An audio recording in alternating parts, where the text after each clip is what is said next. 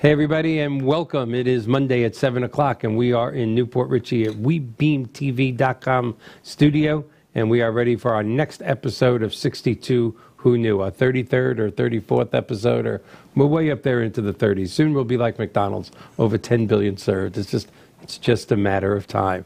Anyway, we got a great show tonight, and we're going to get right to it. I didn't know what angle we were on, so I had to sneak a look, so you don't get to see our guest yet, but you will in a few minutes. We are welcoming back Mr. Colin Castle, who is the Executive Marketing Director of Home Instead Senior Care, who is the largest non-medical in-home senior care company in the country. We always have a blast when he's here, and he's going to show us some things tonight that are going to affect you no matter what part of life you're in, whether you're approaching 62, whether you have relatives, moms, dads, that age. It doesn't make a difference, your income bracket. I think what he's going to do tonight is going to touch a lot of lives, and we're going to have fun doing it. So we're going to get to it in just about 1 minute, but as always, to keep our audience growing, what is 62 Who Knew for those of you that are tuning in for the first time? What is 62 Who Knew? 62 Who Know is... So we don't redo things here, so you actually saw that and heard that. 62 Who Knew is a show about the double-edged sword, the mixed blessing of longer lifespans.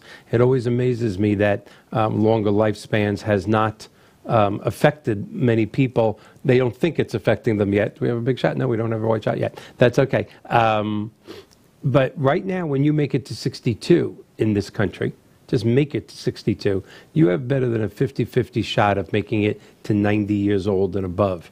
There is no doubt that in the last 20 to 30 years, medical science, medical breakthroughs, scientific breakthroughs have broken through barriers in the last 2 or 3 decades like never before. So my era of people, the baby boomers who are just turning 62, in fact, 19,000 people a day are turning 62 years old in the United States of America for the next 19 years.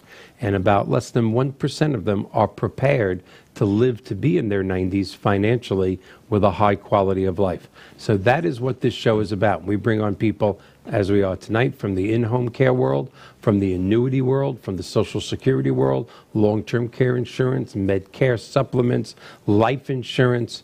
In the next months to come, we are going to be bringing on travel agents to talk about cruising and other things that people do after the age of 62.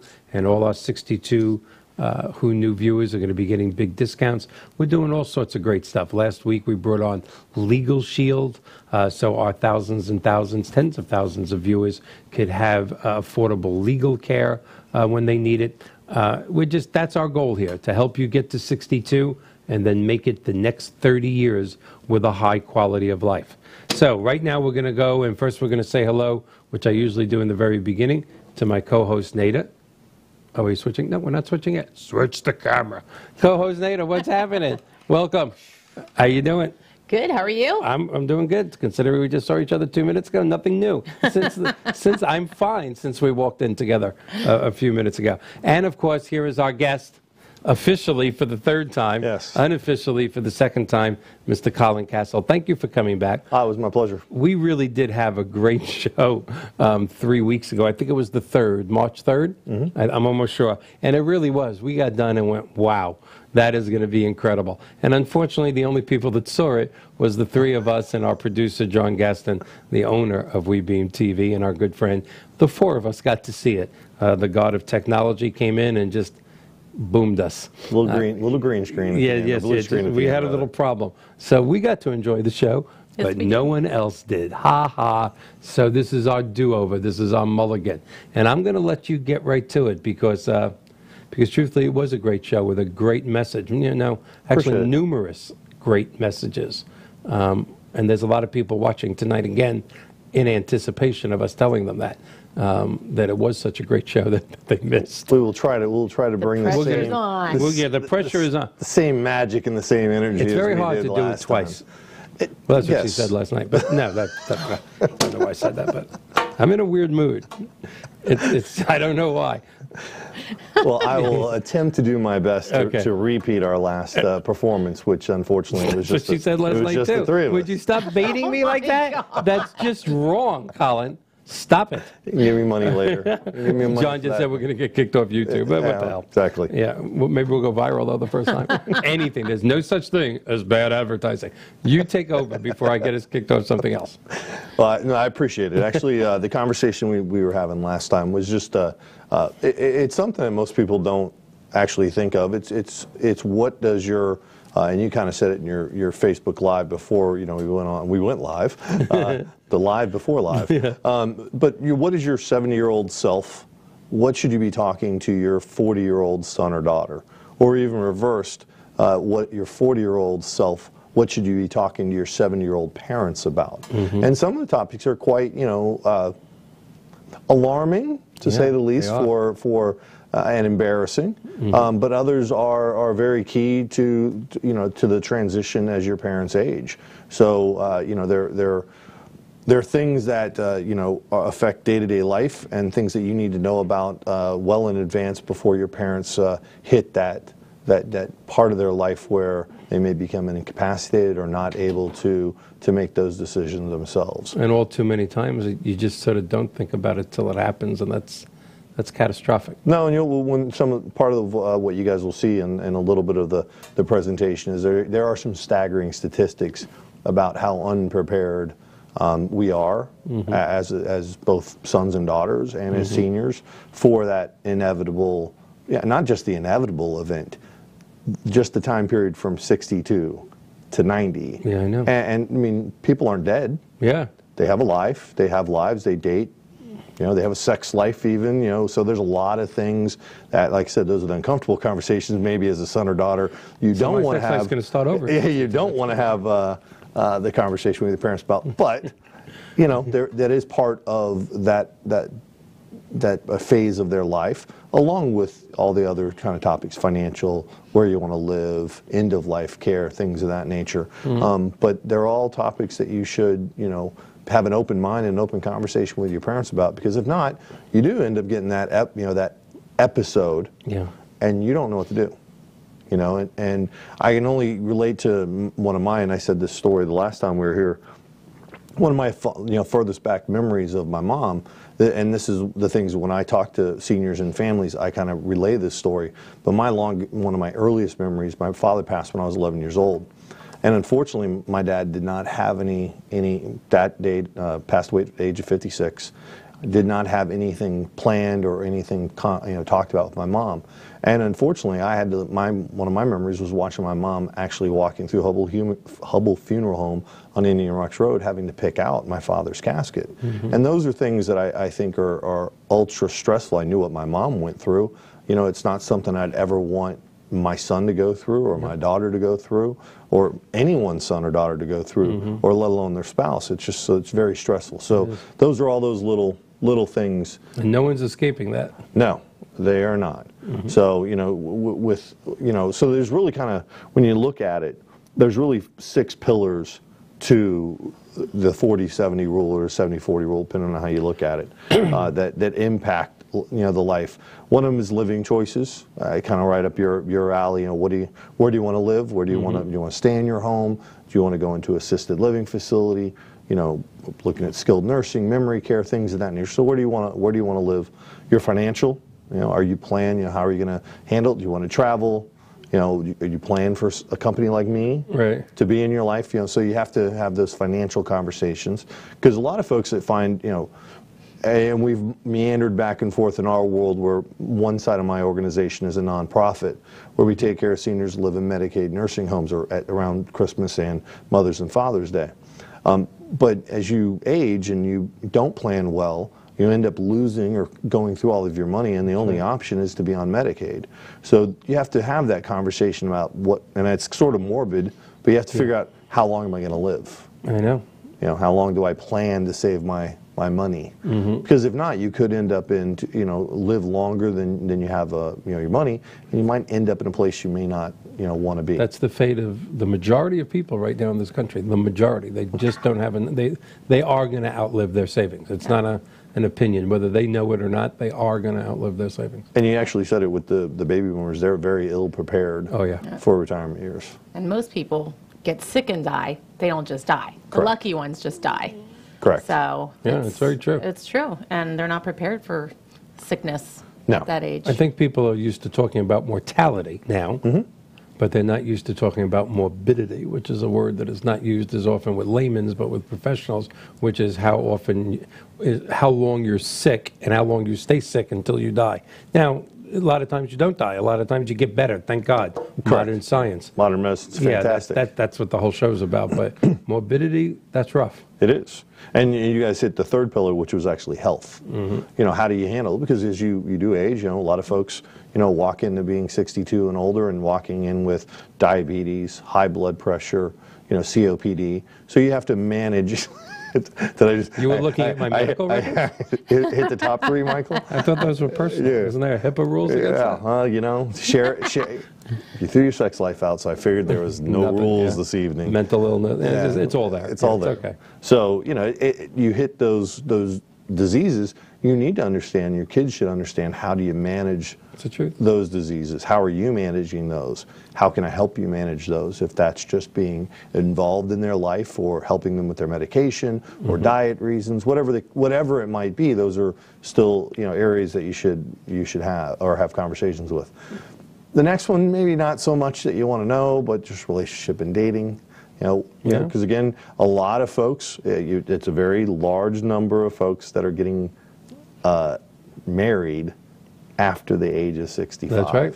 Yeah, it's one of the demographics that is growing. We see that in our mortgage world. Yep. Sure do. Absolutely. So again, you have to be prepared that, you know, your mom or dad may have lost their spouse 10, 15 years ago, and now they're in a new phase of their life, and they've met someone, and they may end up getting married, and you're having a stepfather or stepmother at 40 or 50 years of age.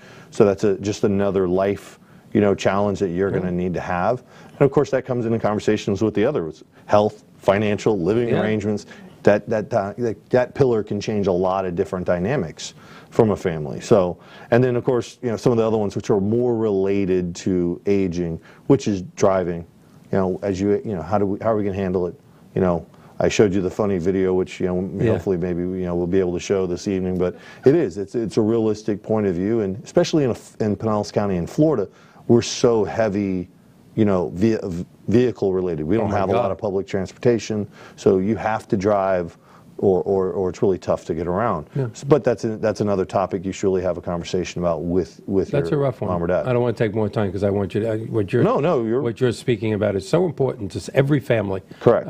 But the driving thing is sensitive. We talked about it on our practice session 3 weeks ago. Yes. You know, that has a lot to do with their pride when they take when a son or a daughter has to look at their mom and dad and go, "We don't think you should drive anymore. You're not safe." Correct. That's a rough conversation. I had that with my dad, and it was rougher than any other conversation, probably. Correct. Well, what you end up doing is you end up taking little pieces of their independence away.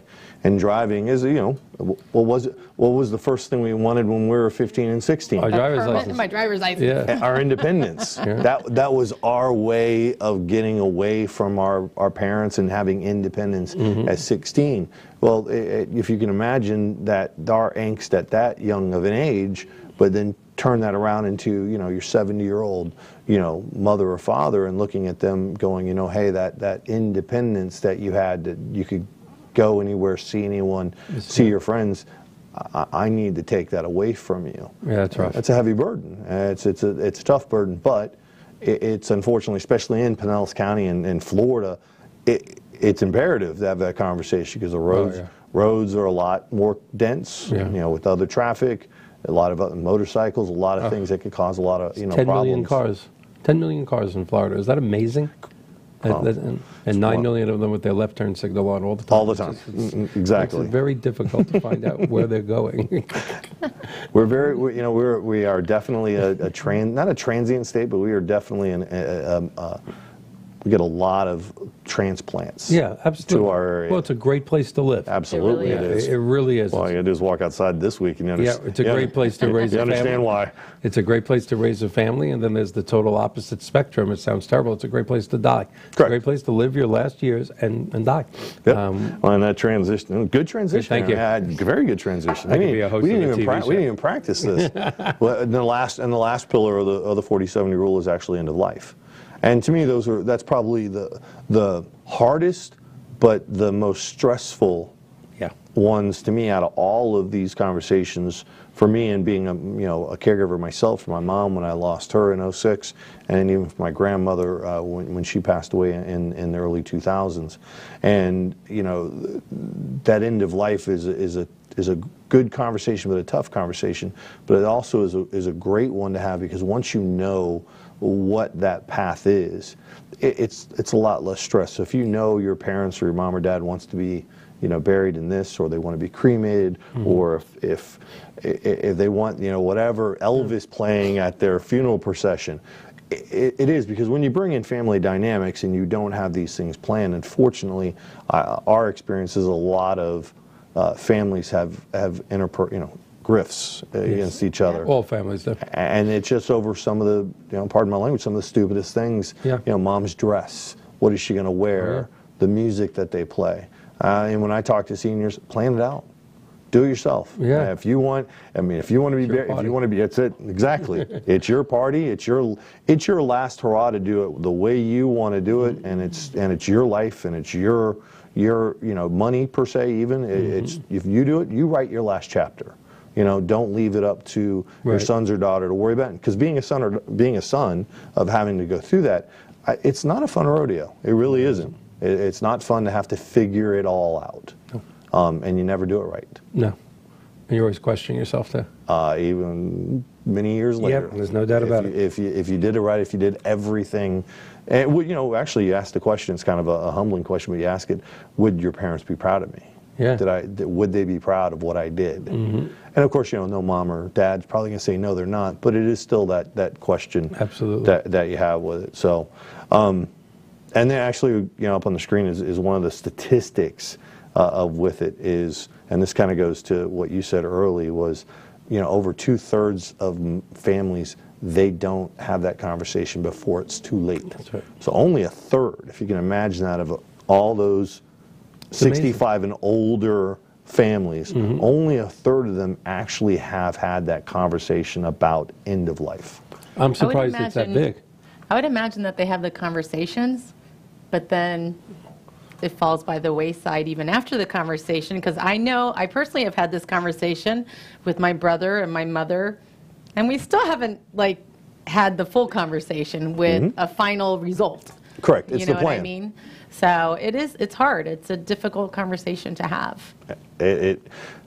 Outside of, personally, outside of the sex conversation, I think this probably is it's a morbid conversation. Yeah. And I think people are afraid of it because it is a final conversation. Excuse me. But I do believe that it also can be and as I said previously, it can also be take off the most anxiety, the most stress, when it's done, off of yourself and the family, so then you can just focus on mom or dad. And now, so that it's almost like you're setting that aside or setting it up on the shelf going, that's taken care of. So once that topic is done, it's done.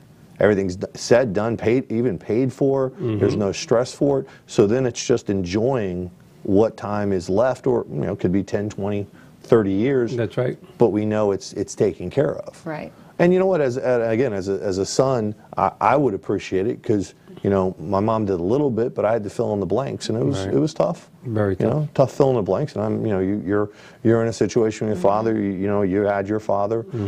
I think we all could relate to a situation where we wish we'd have known more. I think again that's why. Again, when having you on the third time, and I hope one of many times more, this topic just there's so many topics that can go. Like we could bring on somebody, which we're going to, from a funeral home to talk about the expensive, how expensive funerals got. But you know what? If you're wealthy, it doesn't make a difference. And you could talk about long-term care insurance and say, oh, you didn't get it. Well, I have millions of dollars in the bank. I'm going to self-insure. Every topic that we bring up, every topic in life, there are certain people that are exempt from it. Correct. Except for these topics. Until you figure out how not to die, everything you just brought up. Correct. It doesn't make a difference if you're a millionaire, billionaire, on Medicare, Medicaid, black, white, Jewish, Christian. Everything you're talking about is going to happen to every family. Correct. We all are going to experience. And that's what's amazing about your topic. It is. We're all going to experience it. Yeah. It is social and economically irrelevant who you are. You're going to go through these stages with yourself as a parent, or with your son or daughter, you know, or they're going to go through it with you. So it doesn't matter. You're going to end up going through these pillars. That's right. One way or another with it. Well, and the other statistic that's sort of tough to swallow, which kind of goes along with the 1/3, is as people can see on the screen, 70% of conversations are prompted by an event. So it's an episode. That's true. So we don't talk about things until mom or dad has an episode. Yeah. Well, the bad part about it, they can still see it. They can still see it. They're seeing that on the screen. Oh, okay. Yeah, John Well, the I'm Magic looking Man. at that one, and John it the shows Magic us, Man so- helped us. There you go. See? John's got it up there so they can see it. he's- John's like magic. He's on Like, it. Sometimes I hear his voice in my ears. It's really amazing. Yeah, he knows how to get in your head. I know. He's like Santa Claus. Thanks. He knows when you're asleep. But and this one is actually staggering, especially from your background, financial and things of that nature. This one's staggering because if your parent becomes incapacitated, I mean, I can give a few horror stories of just not being able to pay their rent, not being able to pay their bills because they're incapacitated and they had no power of attorney. They had no, financial surrogate, for lack of a better term, let alone some of them even have a healthcare surrogate. So now they're really in a bind where they had no one representing themselves, and they had no way to pay their bills. And by the time they got through this, all through the process to get someone, they may have recovered or may not have recovered. But by then, Damage is done. Yeah, the damage is done. It could be from credit, it could be from foreclosure, whatever the case may be. Now, there's lots of ways to do it, but not everybody has the wherewithal or the ability. And now that's something that might differ in the social economic that you just talked about. Yes. The more affluent folks will know who to call. But us average Joes, we may not know who to reach out to help solve this problem. The bad part is that most of these conversations happen because of a tragic event. That's right. And that's in my family. And that's really the theme of this, is to have the conversation prior to that tragic event. So, and I think you can see the talking is difficult portion of this, which is it runs the same statistics. 7 out of 10 families hadn't had adequate conversations. That's your 2/3, and then the 3 most difficult, which you could probably guess, is sex life, money, and where to live. Right, Surprisingly, taking away the car isn't in one of the most difficult. It's the house is actually for me, the hardest conversation is deciding where mom or dad may live, and I think more moms, and for me, than it is dads. I agree with that. Simply because moms have that emotional connection to the home, because it could be the family home of 10, 20, 30, 50, 60 years. So not only have they seen their husband, and their marriage prosper in that home, they've seen their kids, they've been raised there, even now grandchildren are coming in, and now suddenly, you have a son or daughter, swoop in and go, it's time to move. Yeah. We're going to move you in, into an assisted living facility Shady or Oaks Rest Home, yeah. Yeah, and we won't, because for whatever reason, and that's a tough one, because that's, again, you go back to your dad and his car, his independence. I think a lot of folks, their moms are really tied to their homes. Yes, I would agree with that. With it, and because that's where their memories are. Yeah. Especially maybe their spouse even passed away there. Again, they have such an emotional connection to the home, so that's a very difficult conversation. So have it. Don't just assume mom will wake up and after an event or an episode and go, sure, I'll move from my, even a modest 1,500 square foot home into a 400 square foot, even a really nice assisted living. Right. It's a change. It's a big change. It's a huge change. You go from complete independence to not having your independence any longer, because someone's always able to walk in your room. You may or may not have a roommate. There's a lot of eating even in a beautiful dining room. I've been in some facilities that are just gorgeous. Absolutely. But still, suddenly you're eating with 200 people instead of 1. Correct. Right. That's a change. It is. And you're eating what you're being served, not what you asked for. You ask your wife for, or your husband, or whatever. Correct. It is, and so there's a lot of things tied to it. So I can understand how these topics are kind of tough to deal with from it. But and I think you probably have would agree too is family dynamics. One of the largest things is what's probably the one thing lacking in most families from this particular topic? One thing, probably the money conversation, but Well, actually, even Knowledge. yeah, I'll add on to it. Communication, just Oh, in yeah. general. Just communication. Unfortunately, over about 2/3 of families actually state that they've not had adequate conversation on any of these topics, which, you would think family would be able, well, maybe not. You'd think families would be able to communicate and be able to articulate what either, as a daughter, what do you want for your dad? Because this isn't about, some of this isn't about what do you want from dad. Some people view this that way. Yeah. That, it's what do you want? This is sort of What do I want for my dad? Correct. Because, you're here to, it is a role reversal. You're here to enable him to enjoy, what time he has left. Same thing, loved one, whoever it might be. It's not about what you need to get done. It's really about what you need to do to help them enjoy their life. So some of this is ease of mind for you, but it's also ease of mind for them. Because I can tell you about my personal, my mom worried about all of this. So I always wanted my mom to have things discussed and talked about so she didn't have to worry. She wouldn't have to worry about me. I'm going to be okay. Yeah. I'll be okay. I'm more worried. It's a strange role reversal. It is. Because I'm more worried about you now than you should worry about me. I'm good. Yeah, that's amazing. Isn't it that reversal of roles? It is. But being the baby in 6, it was really hard to break my mom of that one. Yeah, for sure. I was still the baby. No matter how big I got, no matter how successful I got, Because you're a boy. I was still her baby. I'm the baby too, but I still get involved with all the decisions. I do all the decisions. Yeah, well, that's, and it sort of fell to me too on a lot of those topics. But it is tough. And I think when you talk about family dynamics, part of this is, it's tough. It is a tough conversation, especially if you have siblings, you always don't agree, and you don't agree on a lot of different topics. You don't agree on, what mom should be buried in potentially, or what music should be playing, or worse, I want my inheritance now versus mom or dad needs that money to live on, retire on, where to live. A lot of family dynamics can come out, and what does that end up with? Arguing, breaking up with the family. That's some bad stuff out there. It's bad. Yeah, It is.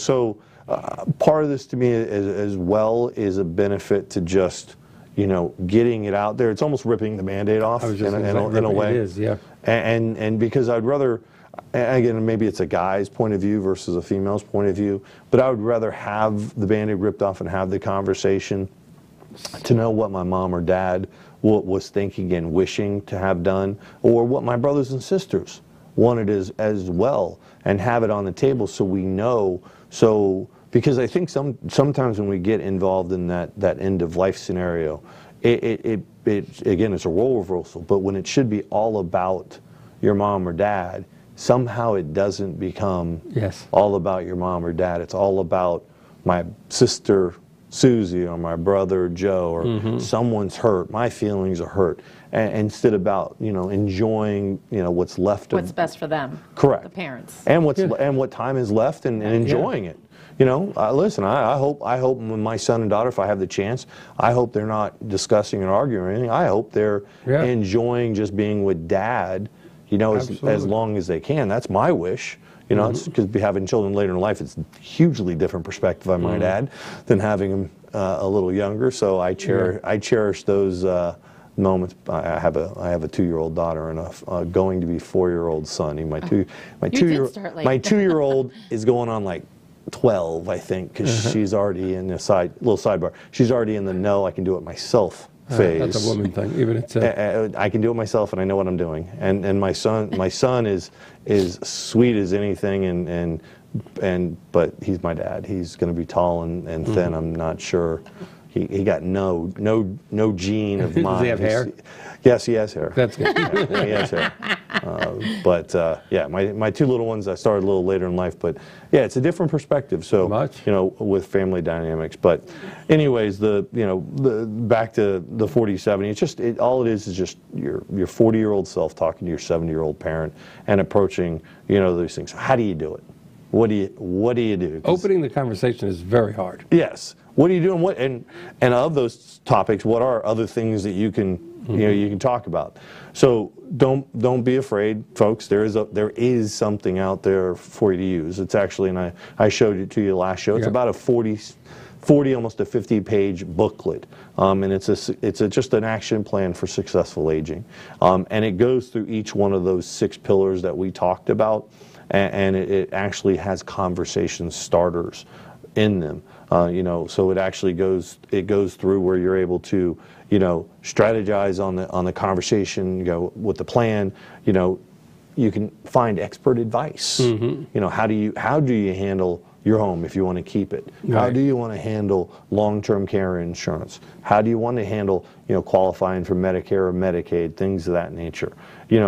Research so you understand. Maybe if you're dealing with an early onset of Alzheimer's, understand what the disease is. So you need to go out and research, because you're going to have phases and stages that disease may go through, even if it's just COPD or diabetes, any of those. So you need to do some research there just to educate yourself. Yeah. And then of course there's thought-provoking, and you'll see in this workbook, it's a theme. It's called ACT. It's assess, consider, and talk. So it's assess the situation. Consider the alternatives, or consider the options, and talk it through. So it's a really nice acronym for people to remember with it. But it's just ACT.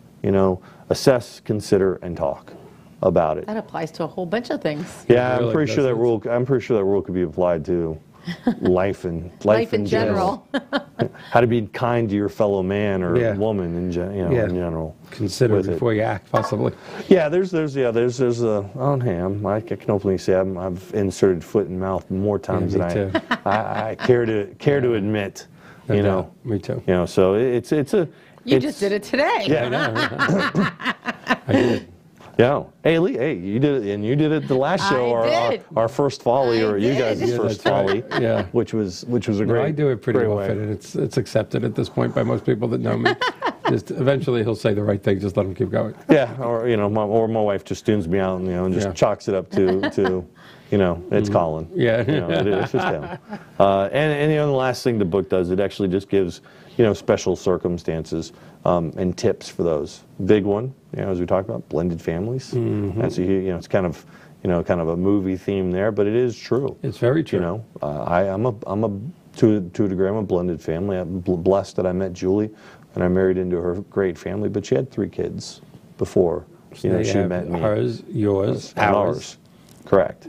So it's definitely an interesting, and that adds another dynamic into the whole conversation with it. So it's definitely something to to consider especially with dementia, because it's a dementia and Alzheimer's.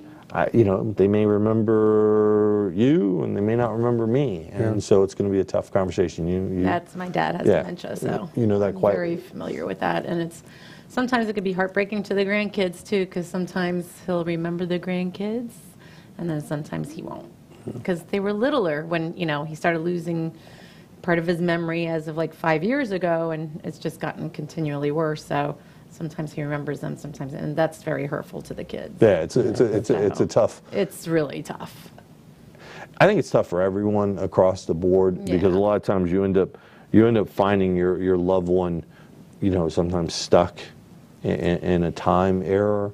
And we've had a number of clients that but the beautiful part is if you know where they are, you can surround them with those memories. You can help them work through some of those scary moments with some redirection, things of that nature. So there's a lot, and our caregivers are fantastic. By definition, if you're a caregiver, family caregiver, you're awesome by Yeah, by we nature. talked about that. They're Yeah. amazing human beings. Yes, Just amazing. You have to have a heart of gold to be a caregiver. I didn't realize that until, you know, probably after my brother's death, and what I realized what it took, you know, a toll on him, being my grandmother's, but having just sitting back and looking at it going, you know, wow. I mean, that was 5-6 years of his life that was on hold. So yeah, it's a personal thing, but I view that way of anyone, because we find family caregivers, you know, all the time that are you know, just stressed, and they give everything, and their life revolves around their loved one, and it's tough. It's very tough. You know. Well, I'm preaching. My mom is. I'm preaching to the choir. Having to go there every day or every other day, and then my brother goes, and it's hard. But we want to make sure he's taken care of too. So, you know, having to go there is very important to make sure, because sometimes it's not always the best care. No. You know. No. Well, whoever the family caregiver, if they're not at the top of their game, Right. then it's not the best care. And then, as we've had conversations, Michael and I, then that's a bad thing, because suddenly the caregiver gets in an episode, or possibly even passes before, you know, their loved one, which is to me a catastrophic event, because it's everything was planned around the care for the other one, for the one spouse, and the other spouse or the sibling just deteriorates way too fast. And it happens much more often than people think. Yes. I learned that just on this show with certain guests. Correct. I mean, I thought it happened and how sad it is, but when I was told the statistics, I was like, it just gave me the chills. It's a staggering statistic Yeah. of how many significant others, be it sons, daughters, siblings, but of caregivers, spouses mainly, that pass before, simply because of the stress and the health-related issues that they go through, that they don't get taken care of, because their sole focus is their loved one. Yeah. It is a tough thing. So. And it's up to the kids to make sure that they're taken care of. I've noticed that, you know, I've talked more to my mom now and asked her how she's feeling instead of how my dad's feeling. Yeah. Because of the show. That takes time. That you takes, know? yeah. Because I think that a little while, you know, she starts to feel not jealous, but maybe, you know, like everybody's so worried about my dad that they're not worried about I'm her. still here, hey. And, Yeah. you know, and she's an awesome woman, and I want her to feel completely loved.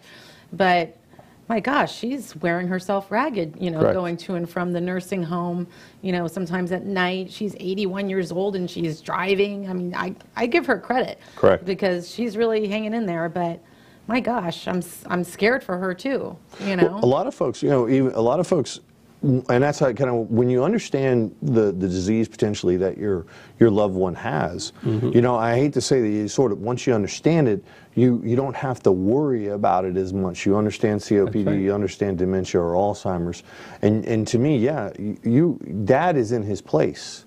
So you have to watch for the changes, but other than that, if there really isn't changes, dad's going to be okay. So yeah, to your point, a lot of times, you know, we encourage people, focus on the caregiver. That's right. Because they're the ones that aren't known.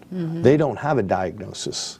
And they could be holding it back on purpose because they're the strong one. Correct. Everybody's depending on them. Correct. Yep. And that's a huge burden to carry on it. So again, even in this rule, if you take your approach and expand it, the whole family should have a conversation. So it may not just be about the loved one that is sick or is aging. It's also in consideration, you know, dad, you know, what happens, what do you want to happen to mom, or mom, what would you want to happen? So you really should include all aspects of the family, not just you know, the one that it has a diagnosis or the one that might be ill, because you know, their illness is going to affect their spouse as much as the illness is going to affect them. Absolutely. And if we can keep that in mind, and we apply some of these type of resources out there, you can have a better transition. So if mom or dad does pass, then the sons or daughters know what mom's wishes are and what moms want, and we can make that transition. But if you take that person out and only focus, you tend to find, you know, we end up being a statistic. Yeah, there's no doubt about it. Unfortunately. Yeah, I would think that a lot of the caregivers themselves need home care, because Yes. they're too busy giving the actual person the care that then the house falls apart, there's no cooking, there's, it's a lot to deal with. Correct. So I think they need it more. Yes. One of these times when you come back, you got to bring a couple of your home care people with you, because it just made me think there's probably a whole subject, or at least one show on a caregiver's family and what they sacrifice when someone in their family is doing that for a living. The emotional, never thought about that till you just said something like that. But these people are so giving, so loving. Correct.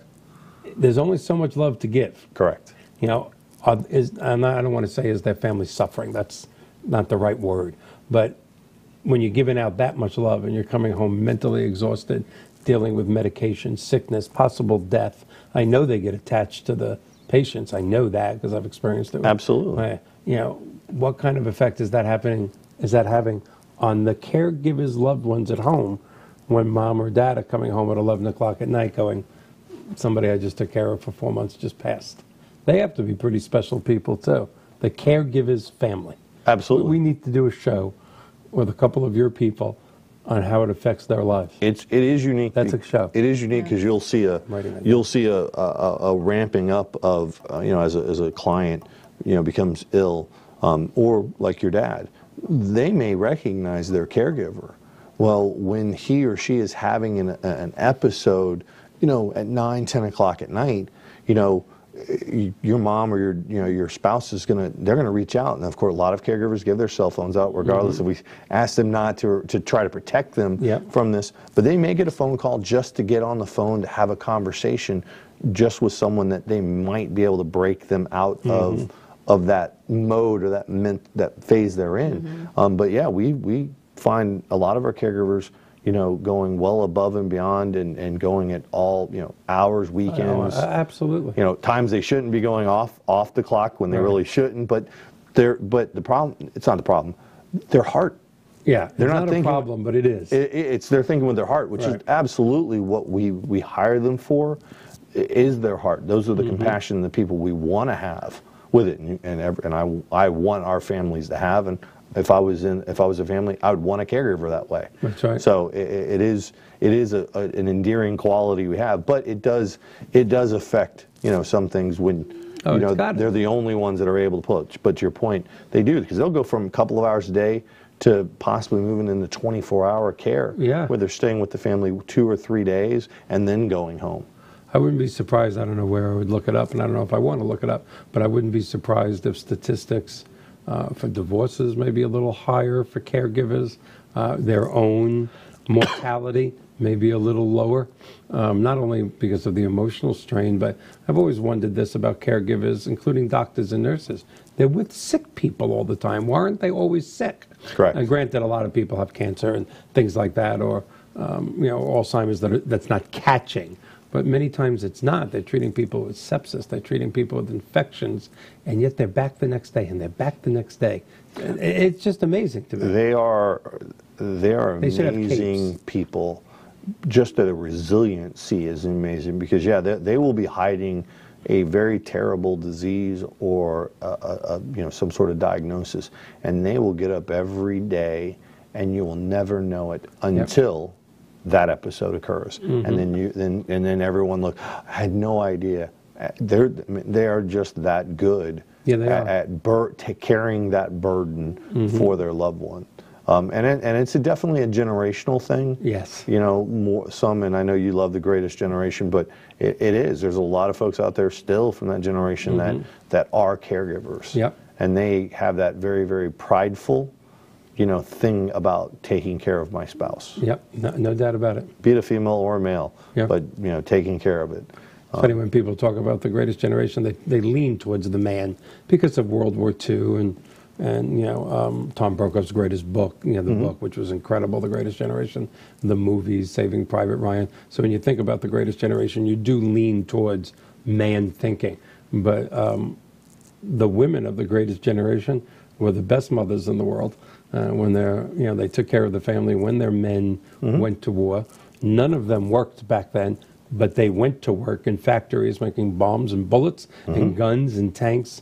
The Greatest Generation woman, the Greatest Generation mom, just as tough as the Greatest Generation dad. They often don't get the credit, but that generation was just, well, they were the greatest generation. There's just no way to get around it. Those ladies know how to think care of business. Yeah, boy, do they. Say it that way. Yeah, there's no doubt about it. You know, with it, but just in, because I know we're getting close, but a few last little tidbits for people to use. You know, if they do go to the, and it's really a nice thing. There's a nice website. You can go to, you know, caregivingstress.com, or it's 4070talk.com right there on the top with it.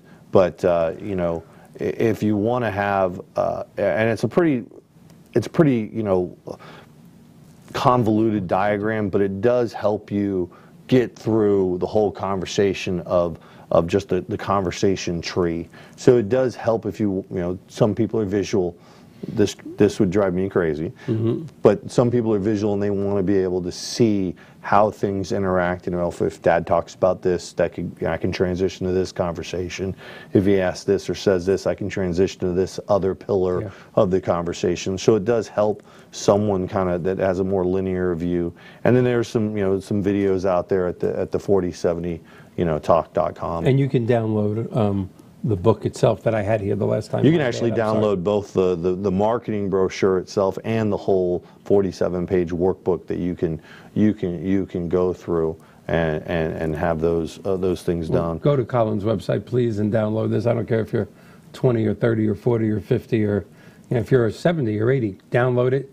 Go to your son or your daughter the next day and go, why aren't we talking about this? One of you needs to do it. Yes, and you know, just for, you know, we've had a pretty heavy conversation. If John, you know, wants to play that video, it might be a good time. Can we play that 30-second one? Might be a little funsy to. I loved it when you sent it to me. Yeah. All right, we're going to put that up. Yeah, do we get to see it too? Dad? Yeah? I've been meaning to talk to you. Yeah? About what? About the car. What about the car? The dent.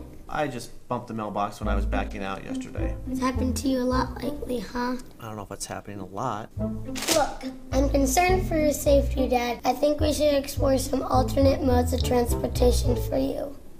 You're always your parents' kid, but it's never too early to have the tough conversations. Visit 4070talk.com and have the conversation today. Obviously, that's a little different than 4070 there, but it definitely gets the you know, well, it's point just across. It's a delicate conversation, but I liked it because it adds a whole lot of levity to it. Yeah. And the kids are great, you know, and I happen to know the people in the video, so it is. Oh, really? It is kind of funny, you know, with it. Yeah, the gentleman actually works for Homestead Inc. in Omaha, Nebraska, and he plays a lot of great roles. He was, you know, the Dos Equis guy for a number of years, you know. So he's a good guy, and those are his kids. But it is a real world conversation, being lighthearted, because it is difficult conversations to have. Difficult. You know, with driving and sex and financial and living and health and end of life. Humor makes everything better. There's not one topic in there that I'm, you know, ruining. Ooh. Yeah. I want to talk about that. Yeah, you know, we were talking, you know, beginning of the show, you know, we're having a little fun, a little talk, you know, different things. But yeah, these are not any topics that, you know, people are just rushing home to, you know, hey, Dad, let's talk about your sex life. I mean, you were sharing our sex life beforehand, but you were leading me on. Yeah, but I'm pretty sure you were leading me on. Stop leading him on. You were leading. You were coming close to talking dirty to me. That's pretty much. So I had to respond. I'm pretty sure right now, if my 12-year-old daughter was watching, she would not want to hear about anybody's father's sex life or mother's sex life personally. So. No, you know, again, there's just so many mental and emotional different ways to look at this. You know, in my particular case, my father was my hero. So, I mean, just literally my own personal Superman. So to get to that point where you have to talk about his mortality, or not being the best driver I know, or the strongest man I know, or the best bowler, or the best, you know, billiard player, it's very hard to look at them and suddenly yourself realize they are not that anymore. Correct. And have they realized that? Do you want to be the person to make them realize that? That's even worse. You know, it's just on an emotional level. I mean, there's got to be. It's devastating. Yeah, there's got to be. If there's, how many people are in this country? 350 million, something like that. A lot. Yeah, there's got to be 350 million different versions of why you don't want to talk to your dad or your mom depending on your upbringing, your religion, the part of the country you were brought up in, where you're close with your mom and dad. Not everybody is, but still. It's just amazing to think about that you become the parent. Correct. At a certain point, and you don't think about that until usually in our life, or at least with my mom, a healthcare professional said, you have to now assume the parental role. Never, I considered myself fairly intelligent. Never thought about that till somebody in your field actually said it to me. Yeah, I've had a couple of I'll call friends that have had the luck of being able to have their parents have everything situated and have had that conversation well in advance. And I've always felt that they have a head start on a lot of things, and mainly it's just the fact that their sole focus can now be on enjoying, Yes. their parents, and not having to worry about, well, if this happens, what do I do? They've already had that conversation, and everything's laid out. And again, you don't have to be a millionaire to have this conversation. You can be, as broke paycheck to paycheck. It's still about, what do you want me to do, or how do you want to handle certain things when certain events occur? So it really doesn't. It's not aligned towards someone that has wealth or knowledge or anything else. It's just a design to help families understand what mom or dad's wishes are, or even what sons or daughters' wishes are for their parents. So again, I just stress that this is not just for a select group of for folks. Everyone. There's not one person that I've met or know, or any client that's ever came through Home Instead that's ever asked us to sit down that this has not been applicable in some fashion with it. Even if they don't have a son or daughter, it's still things they should be talking about, even to their spouse with it. Because I know spouses that haven't even had it. And my wife and I are guilty. I tell her all the time, we need to have a better plan, because events happen and things happen. So I don't want to leave our children wondering or guessing. That's right. And you have more options when you're younger. Yes. You have a lot more options when you're younger than to wait when you're 70. Correct. But so The only thing I could think of that struck me as you was talking, again, no one is left out of this conversation, no one, every wake of life. But I'm used to thinking like this. I would say, though, that lower income people, it may even be more important for them to have this conversation, because if you are wealthy, you can write a big check for a big funeral, and you can, whoops, we didn't have long-term care, but it's going to cost 10 grand a month to keep mom in a nice facility. No problem, I'll write a check. Not that it's not important for wealthy people, it's important for everybody.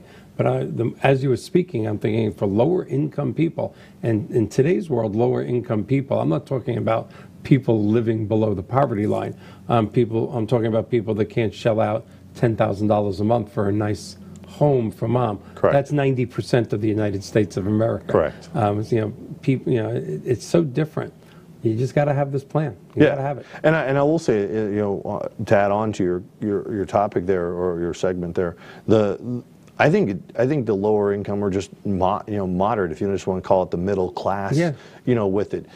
Even if it's not about the money or the things, it's more about the knowledge, and it's more about the sanity to know exactly what needs to occur when something, and I gotta go back to just the anxiety and the stress that doesn't exist when you have the plan, or at least the majority of the plan, taken care of. I mean, obviously there might be some finite things in there that you might not be able to plan for, but if mom or dad wants to be cremated, or they want to be buried, and you go back and you follow a plan like this, so what are the costs, how are we going to get there? So, and if you are middle class, how do we plan to get to this goal, or this plan that you've outlined? Because to your point, it may take a couple of years to either save or expend when you need to do it this year, and then we're going to do this next year, so on and so forth. Or also plan for in-home care, or nursing, skilled nursing, or assisted living,